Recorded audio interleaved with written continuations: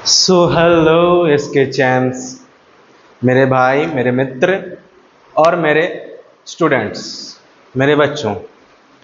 चलो, आज हम लोग कोई पढ़ाई की बातें नहीं करेंगे। आज हम लोग ये बातें करेंगे कि सीए कैसे बनते हैं, कैसे क्या क्या करना है, उसमें सैलरी कितना है, या उसमें क्या क्या कौन सा एग्ज़ाम होते हैं, और सारा चीज़ हम लोग ओवरव्यू करेंगे आज सीए के बारे में। तो सीए लिख लो, चार्टेड अकाउंटेंट होता है। चार्टेड अकाउंटेंट, अकाउंटेंट किसी किसी के लिए ये कोर्स जो है सुना सुना हुआ रहता है, और कोई कोई जो है इसके बारे में जानते भी नहीं है। तो बेटा आज मैं बताऊंगा कैसे कैसे क्या क्या होता है। First of all, course overview. Second, time duration, कितना टाइम लगता है हम लोग को बनने में। ठीक है, बोलो ठीक है। थर्ड, एक्सपेंसेस, क्या खर्च आते हैं हम लोग के सीए बनने में, जो कि हम लोग का फ्री में होता है। फ्री में कैसे होता है वो अभी बताएंगे हम, टेंशन नहीं लेने का। फ्री में कैसे होगा वो बताएंगे हम अभी। टाइम ड्यूरेशन ये है कि जो अगर पहले ही बार में सारा एग्जाम क्लियर कर ले, वो 3 से 3.5 या 4 साल में वो सीए बन जाता है, और यंग सीए वो कहलाता है। फोर्थ, एलिजिबिलिटी, क्या हम लोग का एलिजिबिलिटी होता है। एलिजिबिलिटी 5। सैलरी, सीए बनने के बाद हम लोग का सैलरी कितना हो जाता है, तो सैलरी अर्निंग्स। 6, पावर। 7, और लास्टली एफर्ट। तो देखो, कोर्स ओवरव्यू में क्या होता है। देखो, फर्स्ट हम लोग एग्जाम क्या होता है, फर्स्ट हम लोग का पहला होगा फाउंडेशन। फाउंडेशन एग्जाम होगा पहला, ये पहले सीपीटी कहलाता था। सेकेंडली एग्जाम, सेकेंड एग्जाम ये पास कर जाओगे तो हम लोग को इंटरमीडिएट एग्जाम देना पड़ेगा। सीए इंटर जिसको बोलते हैं हम लोग, इंटर एग्जाम, जिसमें फर्स्ट ग्रुप 1 ग्रुप 2 होता। ये देखो, ग्रुप 1 और ग्रुप 2 होता है, जिसमें ग्रुप 1 का हम लोग के पास और ग्रुप 2 का पहले ही बुक आ जाता है हम लोग का। लेकिन ये ग्रुप 1 और ग्रुप 2 हम लोग साथ में भी दे सकते हैं, और साथ में देंगे जो टॉपर लोग रहते हैं तो वो रैंक निकाल सकते हैं। अगर अलग अलग करके दोगे अलग अलग करके दोनों, तो तुम्हारा टॉप रैंक नहीं आएगा। तो ये फंडा है सीए इंटर का। फाइनली कहलाता है ये।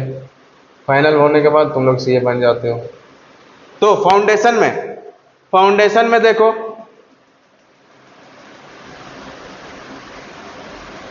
फाउंडेशन में सब्जेक्ट होते हैं अकाउंटिंग,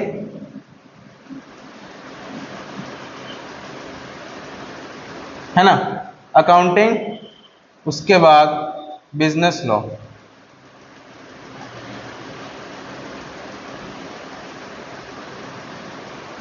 थर्ड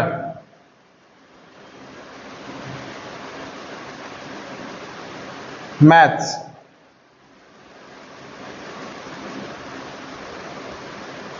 जिसको क्यूए भी बोलते हैं हम लोग। सीए में हम लोग क्यूए बोलते हैं। Fourth, economics.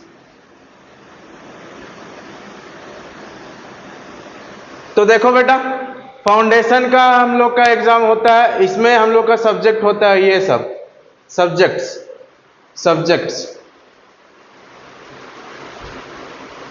सब्जेक्ट्स हमारा होता है अकाउंटिंग, बिजनेस लॉ, क्यूए और इकोनॉमिक्स, है ना। जिसमें से ये दो सब्जेक्ट हम लोग का क्या होता है, एमसीक्यू होता है। और इसमें क्या है, एमसीक्यू पूरा 100 मार्क्स का रहेगा। एक मार्क्स रहेगा, एक मार्क्स, सब मतलब कि 100 क्वेश्चंस आएंगे, और एक मार्क्स का हर एक क्वेश्चन रहेगा। ठीक है, 100 क्वेश्चंस, 1 मार्क ईच।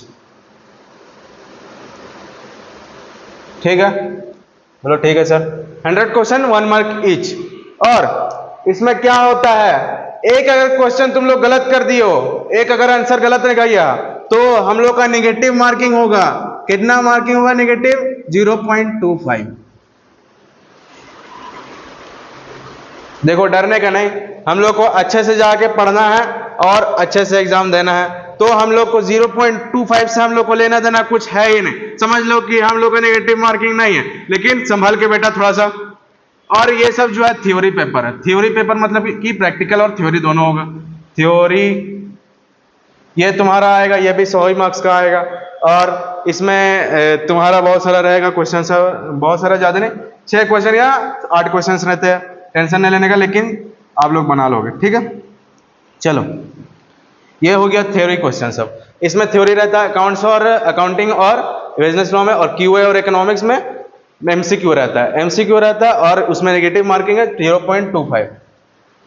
एक गलत हुआ तो चलो। इंटर, और इंटर में क्या होता है? ग्रुप 1 और ग्रुप 2, ये सब तो बता दिए हम। ग्रुप 1 और ग्रुप 1 और ग्रुप 2 एक साथ भी हम लोग दे सकते हैं। और फिर उसके बाद क्या होता है? इंटर वाला ग्रुप 1 और ग्रुप 2 तुम लोग पास कर लियो, ठीक। ग्रुप 1 और ग्रुप 2 तुम लोग पास कर लियो। फिर हम लोग को क्या करना पड़ता है? कोई भी कंपनी में जाना पड़ता है 2 साल के लिए, 2 इयर्स आर्टिकलशिप, जिसको इंटर्नशिप भी दूसरे कोर्स में बोला, दूसरे सारा चीज में बोला जाता है। हम लोग यहाँ आर्टिकलशिप बोलते हैं। और 2 साल में जो है उसमें हम लोग को कितना मिलता है? 10 से 12,000, 10,000 या तो 8,000 या तो 12,000, इसमें से कितना भी मिल सकता है हम लोग को। और उसमें क्या होता है? प्रैक्टिस हो जाता है हम लोग का, है ना। प्रैक्टिस हो जाता है हम लोग का। फिर प्रैक्टिस होने के बाद तब हम लोग फाइनली सीए बनते हैं। देखो तो हम क्यों फ्री बोले थे यहाँ? ये देखो 10,000 इंटू 12 करेंगे, 2 साल करेंगे, 12 12 2 24 राइट। 24 करेंगे तो हम लोग का कितना आएगा? 2,40,000, है ना। 2,40,000 आएगा। फिर उसके बाद हम लोग का तो इतना आ गया है। और हम लोग का कोर्स में देखो एक्सपेंस कितना लगता है? ये 85,000 लेकर 90,000 तक लगता है हम लोग का कोर्स में चार्ज। कोर्स में हम लोग का चार्ज लगता है 85 से 90,000। तो हम लोग का तो यहाँ 90,000, मतलब कि हम लोग 90,000 घटा लिए, तब भी कितना बहुत बचेगा हम लोग का, है ना। टेंशन लेने की बात नहीं, हम लोग का फ्री ही में कोर्स हो जाएगा। ये आर्टिकलशिप करने से हम लोग को कितना मिल जाएगा? 2,40,000 तो मिल ही जाएगा। तो टेंशन लेने की बात है ही नहीं। और प्लस कोई करेंगे, ट्यूशन करेंगे हम, कोई हम तो फ्री में पढ़ा दे रहे हैं। बहुत सारे लोग ट्यूशंस भी करेंगे, कोचिंग क्लासेस भी करेंगे, बहुत सारे लोग करते हैं। तो 50 माइनस भी कर देंगे। तो मान लो हम लोग के पास कितना फिर भी बचा? 90 और 50 घटाओ,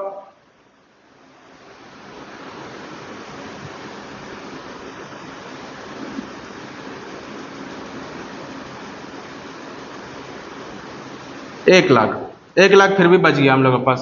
तो 1 लाख तुम लोग जमा कर लेना, ठीक है। फिर क्या होता है बेटा?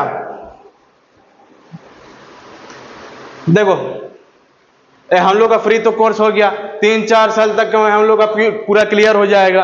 एलिजिबिलिटी क्या होता है?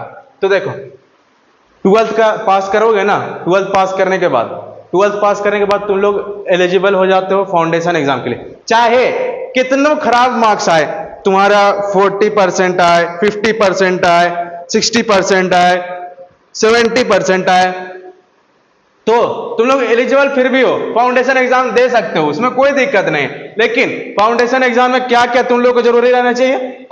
और देखो फाउंडेशन एग्जाम में पास होने का ये होता है मार्क्स। देखो चारों पेपर मिला के कितना होगा मार्क्स? 1 2 3 4, चारों पेपर मिला के कितना? 400 मार्क्स हो गया सर। तो हम लोग को कितना लाना पड़ेगा? 200 हम लोग को लाना पड़ेगा। और पर सब्जेक्ट मार्क्स कितना रहता है पासिंग? 40 40 40 40। तो 40 प्लस 40 प्लस 40 प्लस 40 160। 160 फिर भी हो रहा, तो कोई ना कोई सब्जेक्ट में हम लोग को ज्यादा पढ़ के जाना होगा, कोई ना कोई सब्जेक्ट में हम लोग को ज्यादा पढ़ के जाना होगा, जिससे हम लोग का मार्क्स 200 प्लस आए। अगर अगर 200 से कम 199 भी आ गया तुम्हारा, तो तुम लोग फेल हो जाओगे एग्जाम में, अनसक्सेसफुल रिजल्ट लिखा जाएगा। फिर 160 अगर 40 40 40 40 40 सब में ले आए हो, तो 200 नहीं पहुंचा है, तो हम लोग फिर भी फेल हो जाएंगे। ठीक है बेटा, लेकिन हम लोग को फेल नहीं होना, हम पढ़ाएंगे, तुम लोगों को टेंशन लेने की बात नहीं। इसके क्लासेस से पूरी कोशिश रहेगी कि तुम लोग को पढ़ा के सीए फाउंडेशन या 11th क्लास हम लोग अभी पढ़ा रहे हैं, सीए फाउंडेशन भी पढ़ा रहे हैं, तो टेंशन लेने की बात नहीं है तुम लोगों को बेटा। सैलरी और अर्निंग्स, तो देखो एलिजिबिलिटी बता दिए, तुम लोग को ऐसा रहना चाहिए। एलिजिबिलिटी क्या, 12 कोई भी कितना भी तुम लोग को रजिस्ट्रेशन करना पड़ेगा, फिर तुम्हारा उसमें लगेगा 9200 या 400 समथिंग लगेगा, उसमें कोर्स रजिस्ट्रेशन फाउंडेशन के लिए 9200 या कुछ लगेगा शायद, तो उसमें कर लेना रजिस्ट्रेशन, फिर एलिजिबल उसमें हो जाते। और एक तरीका है, और एक क्या तरीका है एलिजिबल होने का, जो तुम्हारा अगर ग्रेजुएशन,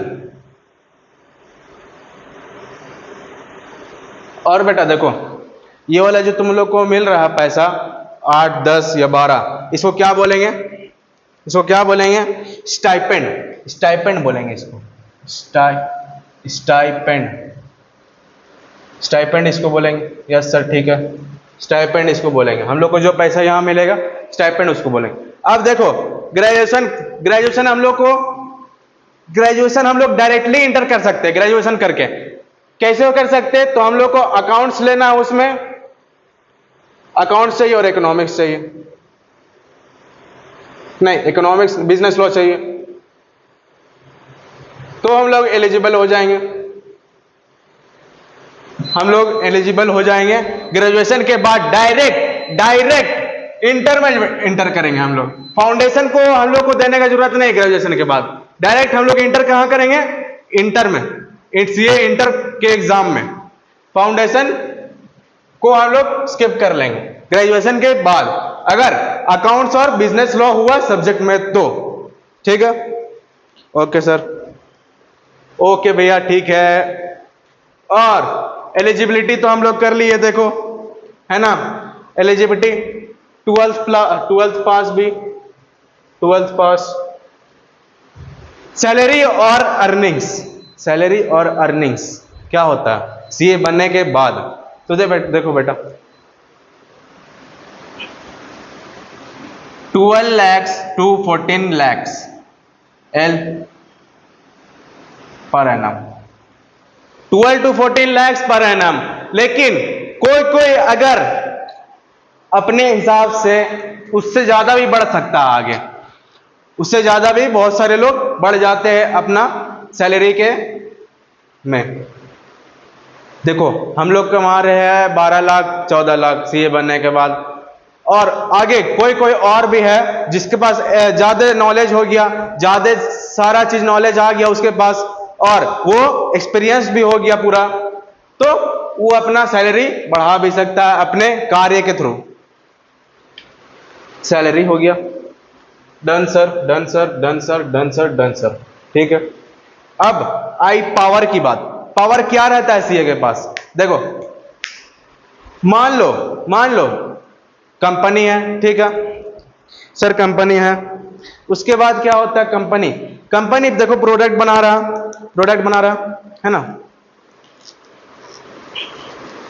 प्रोडक्ट बना रहा है कंपनी, उसके बाद प्रोडक्ट बना रहा है सर, फिर उसको क्या करना पड़ेगा, फाइनेंशियल स्टेटमेंट उसको बनाना पड़ेगा। फाइनेंशियल स्टेटमेंट्स मतलब कि पैसा का रिकॉर्ड जो भी है, तो उसको सीए के पास लॉ के थ्रू, लॉ के हिसाब से मैं बता रहा हूं, लॉ में क्या कहा हुआ है कि सीए से तुम लोग को साइन कराना है अपने फाइनेंशियल अकाउंट में।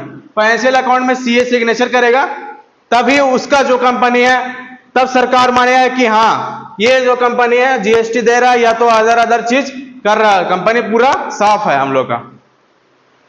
तो सीए का पावर यही है सिग्नेचर करने का। और भी बहुत सारा पावर चीज है, जैसे कि और भी बहुत सारा चीज पावर। तो एफर्ट्स क्या होता, अब एफर्ट्स हम लोग को कितना लगाना पड़ता, तो देखो एफर्ट्स बहुत लगाना पड़ता है। कोई कोई बहुत स्टूडेंट लोग बोलेंगे कि हम 14 घंटा 15 घंटे पढ़ रहे हैं, फिर कोई कोई स्टूडेंट्स बोलेंगे कि हम तो ऐसे ही खेलते कूदते 6 घंटा 7 घंटा पढ़ लिए थे सर और हमारा सीए पास हो गया, फाइनल तक हम लोग पूरा सीए चार्टर्ड अकाउंटेंट बन गए सर। ठीक है, तो ये था पूरा सारा तुम्हारा चार्टर्ड अकाउंटेंट बनने का पूरा ओवरव्यू। तो लाइक और सब्सक्राइब चैनल को कर दो। और हमारा क्लास चल रहा है सीए फाउंडेशन के बैच का और तुम्हारा क्लास 11th का। तो अगर तुम लोग करना है तो मैं लिंक डिस्क्रिप्शन में डाल दूंगा, तो तुम लोग देख लेना वो सारा वीडियो। अभी हम लोग का कुछ कुछ चार्टर्स भी हो चुके हैं, टॉपिक्स भी हो चुके बहुत सारे से। तो ये था तुम्हारा सीए बनने का पूरा ओवरव्यू।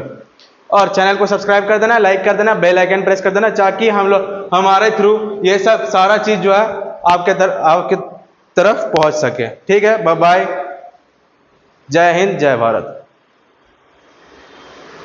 हाँ, और एक चीज है क्या, हम लोग ये वाला वीडियो आगे बढ़ जाएगा तो हम लोग एक और वीडियो बनाएंगे कि फाउंडेशन एग्जाम में अकाउंटिंग में क्या क्या इंपॉर्टेंट क्वेश्चंस है, बिजनेस लॉ में क्या क्या इंपॉर्टेंट क्वेश्चंस या चैप्टर्स है, मैथ्स में क्या क्या इंपॉर्टेंट क्वेश्चंस या चैप्टर है, और इकोनॉमिक्स में क्या क्या चैप्टर है इंपॉर्टेंट या क्वेश्चंस। ठीक है, तो हम लोग सब में पूरा डिटेल्ड हम लोग डाल देंगे वीडियो। तो चैनल को सब्सक्राइब करके रखो, बेल आइकन को प्रेस कर दो और लाइक जरूर कर देना यार। तो अपने भाई को सपोर्ट करोगे ना? हाँ सर बोलो। यस सर, सपोर्ट करेंगे, तो टेंशन ले लेने का, हम लोग सब कर लेंगे। लाइक कर दो यार, चलो।